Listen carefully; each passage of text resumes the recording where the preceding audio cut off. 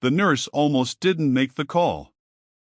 Not because she didn't know what to do, but because of the name on the card. "Call him," the doctor snapped. "She's crashing." Her hands trembled as she stared at the black business card pulled from the pregnant woman's blood-soaked dress. No address. No title. Just a name. Luca Moretti. And a number no one in Chicago ever dialed unless they had a death wish. Sophia Bennett was barely breathing when they wheeled her into St. Jude's Medical Center. Blood trailed behind the stretcher like a warning no one wanted to follow. Her skin had gone pale, her pulse fading under the frantic touch of gloved hands. "She's losing too much blood," a nurse shouted. "And the baby?" another asked. The doctor didn't answer immediately. His eyes flicked to the monitor, then back to her stomach. 30 weeks, maybe less," he muttered. "If we don't stabilize her now, we lose both." They rushed her into emergency surgery. No ID. No phone. Just a torn dress, bruises around her wrists, and silence. Until the nurse found the card. "Put it on speaker," the doctor ordered. The phone rang once. Twice. Then, "Who is this?" The voice on the other end was calm. Too calm. "This is St. Jude's Medical Center," the nurse said, forcing the words out. "We have a woman here, Sophia Bennett. She was attacked. You're listed as her emergency contact." Silence. Heavy. Dangerous. Then, "I'll be there in 10 minutes." The line went dead. The nurse exhaled shakily. "That's it?" The doctor didn't respond. Because outside, everything changed. They heard the cars before they saw them. Engines. Multiple. Fast. Then brakes. Doors slamming in unison. Within seconds, the hospital entrance flooded with men in black suits, silent, armed, controlled. And at the center of it all, Luca Moretti stepped inside. Tall. Composed. Untouchable. His presence didn't just enter the room. It took ownership of it. "Where is she?" he asked. No greeting. No hesitation. The receptionist froze. The doctor stepped forward. "Mr. Moretti, she's in surgery. Her condition is critical." "Then why are you still standing here talking?" Luca cut in, his voice low, sharp. The air tightened. "Save her," he continued. "Whatever it costs." There was no threat in his tone. Which made it worse. Because everyone in that room understood. If Sophia Bennett died, consequences would follow. Minutes later, Luca stood outside the operating room. Still. Silent. Watching the red light above the door. One of his men approached carefully. "Boss, we've secured the building." Luca didn't look at him. "Find out who did this." "We're already working on it." "And her husband?" That made the man hesitate. "We're checking." Luca finally turned. Slowly. "Don't check," he said. "No." Inside the operating room, machines beeped in unstable rhythm. "Pressure dropping," a nurse called. "Push more fluids." The doctor clenched his jaw.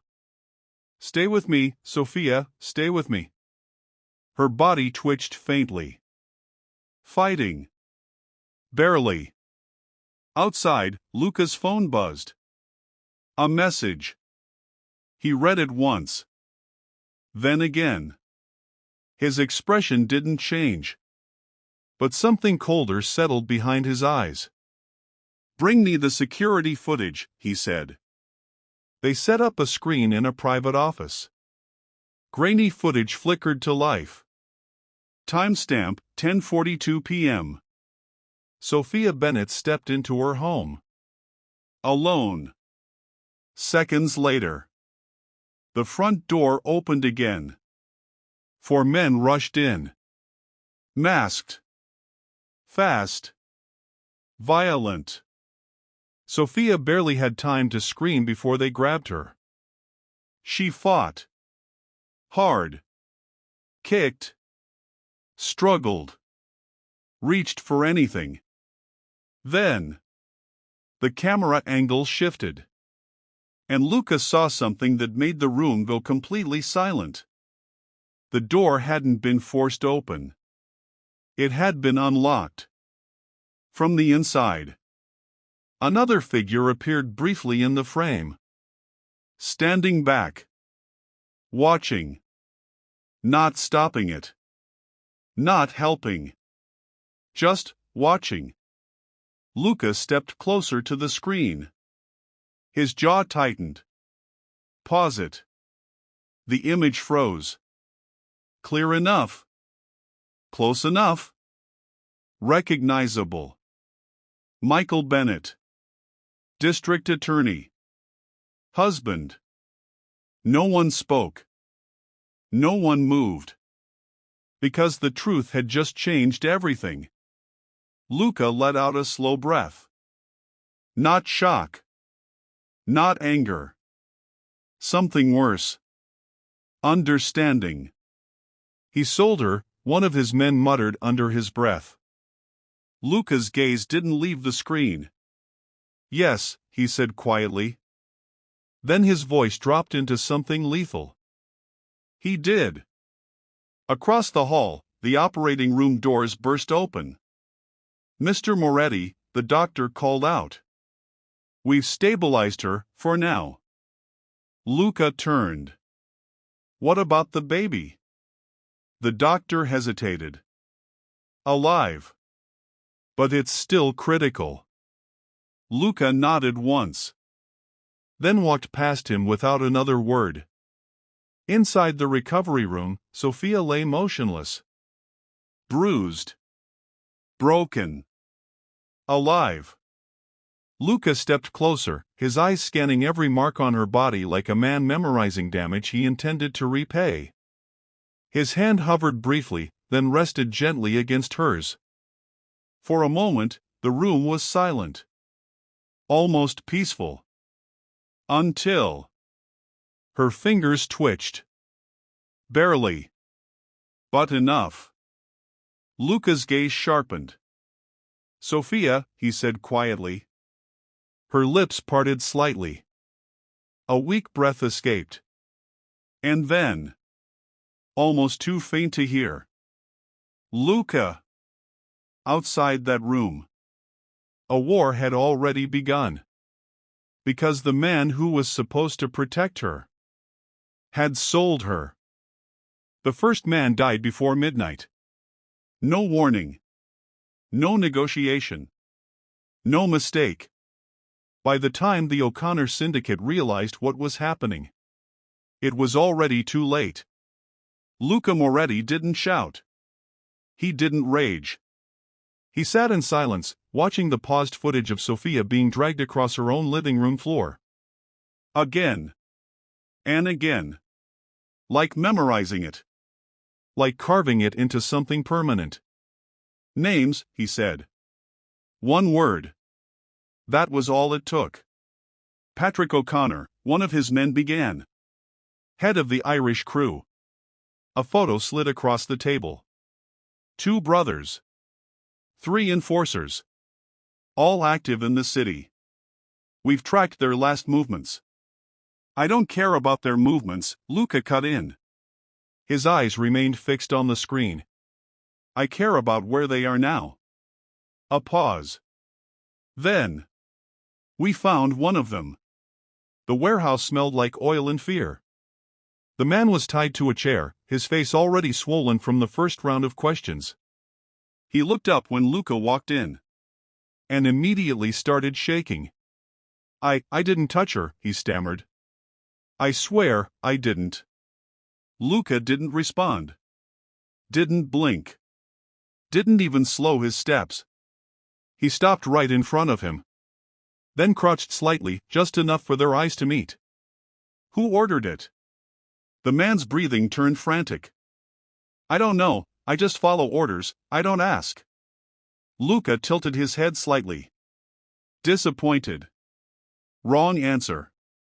The sound that followed echoed through the warehouse. Sharp. Final. And then silence. By morning, Chicago woke up to rumors. By afternoon, it woke up to bodies. One by one, the O'Connor network collapsed. Safe houses raided. Routes cut off. Accounts frozen. Men who thought they were untouchable disappeared. Not chaos.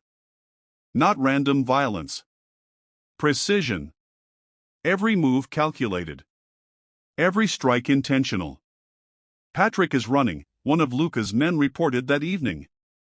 "Good," Luca replied calmly. "Should we intercept?" Luca shook his head once. "No." The room went still. "Let him run," he continued. "Fear travels faster when it has legs." Patrick O'Connor didn't make it out of the city. They found him trying to cross state lines. Alone. Desperate. He didn't fight when they dragged him out of the car. Didn't resist when they forced him to his knees. Because by then, he already knew. Luca stood in front of him, hands in his pockets. Calm. Clean. Untouched. Patrick swallowed hard. This wasn't supposed to happen like this, it was just a deal. A deal? Luca repeated quietly. Patrick nodded quickly. Her husband, he came to us. Said he needed to clear his debts. He offered her. The air shifted. Dangerously. Luca stepped closer. Slow. Controlled. And you accepted. Patrick's voice broke. We didn't think you were involved. That, Luca said softly, was your last mistake. This time, he didn't rush it. By nightfall, the O'Connor syndicate no longer existed. Not weakened. Not scattered. Gone. Like they had never been there at all. But Luca wasn't finished. Not even close. Bring me everything on Michael Bennett, he said, walking back into his office. Files were already waiting. Photos. Bank statements. Call logs. A life laid out in paper and ink. District Attorney, one of his men said carefully. This could get complicated. Luca picked up a document. Scanned it once. Then set it down. No, he said calmly. It won't. Michael Bennett was in his office when the first call came in. Then another. Then 3 more. His hands tightened around the phone. What do you mean there's a warrant? He stood abruptly. That's impossible, I didn't authorize any. His door burst open. Federal agents. Badges raised. Michael Bennett, you are under arrest for conspiracy, racketeering, and multiple counts of aiding organized crime. The color drained from his face. This is a mistake, he said quickly. I'm the one who prosecutes these people. Not anymore. They didn't give him time to think. Didn't give him time to call anyone. By the time he was let out in handcuffs, the media was already waiting. Cameras flashing. Voices shouting. Did you sell out your wife? Are you connected to the O'Connor murders? Is it true you took bribes? Michael's composure cracked. Just for a second. But it was enough. Across the city, Luca watched it all unfold on a screen. Silent. Unmoved. One of his men glanced at him. It's done. Luca didn't respond immediately. His gaze remained fixed on Michael's face as he was shoved into the car. Ruined. Exposed. Finished. Not yet, Lucas said finally. He stood, straightened his cuffs, and turned toward the door. Back at the hospital, the hallway was quieter now. Safer. But not peaceful. Because power had settled into the walls and it wasn't leaving. Lucas stepped into Sophia's room. She hadn't woken up yet. Machines still breathing for her. Fighting for her. Waiting. He walked to her bedside. Looked down at her. Not as a victim. Not as something broken. But as something that had survived. They're gone, he said quietly. No response. Just the steady sound of the monitor. And your husband. A pause. His voice dropped slightly. Will wish he had died with them. Sophia didn't move. Didn't speak. But somewhere beneath the silence, the world she once knew had already burned. And when she woke up, there would be nothing left of it. Because Luca Moretti didn't just take revenge. He erased entire lives. Sophia Bennett woke up to silence. Not peace. Not comfort. Just silence. The kind that comes after something has been completely destroyed. Her eyes opened slowly, heavy, unfocused. White ceiling. Soft beeping. A dull ache spreading through her entire body. For a moment, she didn't move. Didn't think. Then, memory hit. Hands grabbing her. Voices shouting. Pain. Her breath caught sharply. Her hand moved instinctively to her stomach. My baby. It's alive. The voice came from the corner of the room. Calm. Steady. Familiar. Sophia turned her head. Luca Moretti stepped forward, his presence filling the space without effort. Relief flickered across her face, brief, fragile. You're safe, he added. She studied him for a second longer. Then her voice came out, weak but clear. Michael? Luca didn't answer immediately. And that silence told her everything. Tears didn't come. Not yet. Just a slow, hollow realization settling into her chest. He did it, didn't he? She whispered. Not a question. A confirmation. Luca's gaze didn't waver. Yes. Sophia closed her eyes. And this time, a single tear slipped out. Not loud. Not dramatic. Just final. What happened to them? She asked after a moment. Her voice had changed. Still soft. But something inside it had hardened. Luca watched her carefully. The men who took you, he said. They don't exist anymore. A pause. And Michael? He's been arrested. Sophia opened her eyes again. Fully this time. No confusion. No denial. Just clarity. Good, she said. The word hung in the air. Unexpected. Unapologetic. Final. Something shifted in Luca's expression. Not surprise. Recognition. Weeks passed. Then months. The woman who left that hospital was not the same one who entered it. Sophia Bennett didn't return to her old life. She didn't ask about it. Didn't try to rebuild it. Because there was nothing left to go back to.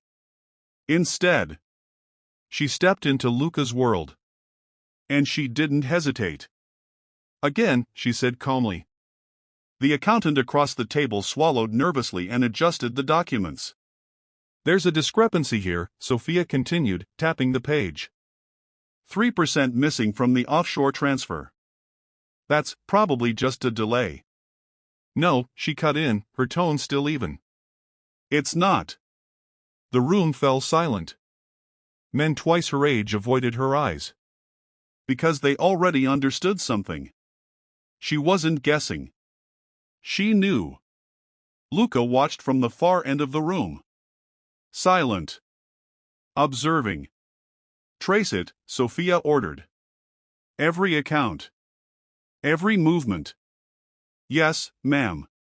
She stood, smoothing out her dress with controlled precision. No hesitation. No second guessing. Later that night, Luca joined her on the balcony. City lights stretched endlessly beneath them. Chicago restless, alive, unaware. You've adapted quickly, he said. Sophia didn't look at him. I didn't have a choice. A quiet breeze moved through her hair. For a moment, she looked almost like the woman she used to be. But only for a moment. They underestimate you, Luca added. This time, she glanced at him. A faint, knowing expression crossed her face. Good. The investigation didn't take long. It never did. Vincent Russo, one of the men, reported. Capo. Been moving money behind the books for months. Sophia nodded once. Bring him in. Vincent walked into the room confident. Relaxed. Smiling, even. Boss, he greeted Luca. Then his eyes shifted to Sophia. A flicker of amusement. Disrespect. You wanted to see me? Sophia stepped forward. Calm. Composed. Deadly in a way that didn't need to be loud. You've been stealing, she said simply. Vincent chuckled. With all due respect. I think there's been a misunderstanding. Sophia didn't react. Didn't argue. She simply nodded toward the table. Files. Numbers. Proof. Vincent's smile faded. Slowly. That's not. 3 offshore accounts, Sophia cut in. Layered transfers. Hidden withdrawals. She stepped closer. Her voice dropped slightly. You were careful. A pause. But not enough. Silence swallowed the room. Vincent looked at Luca. Desperate now. This is nothing I can explain. But Luca didn't speak. Didn't move. Because this wasn't his moment. It was hers. Sophia held Vincent's gaze. No emotion. No hesitation. Remove him, she said. Vincent froze. Wait, Sophia, listen. But no one moved to help him. Because the decision had already been made. He was dragged out of the room. His voice fading. His fate sealed. Silence followed.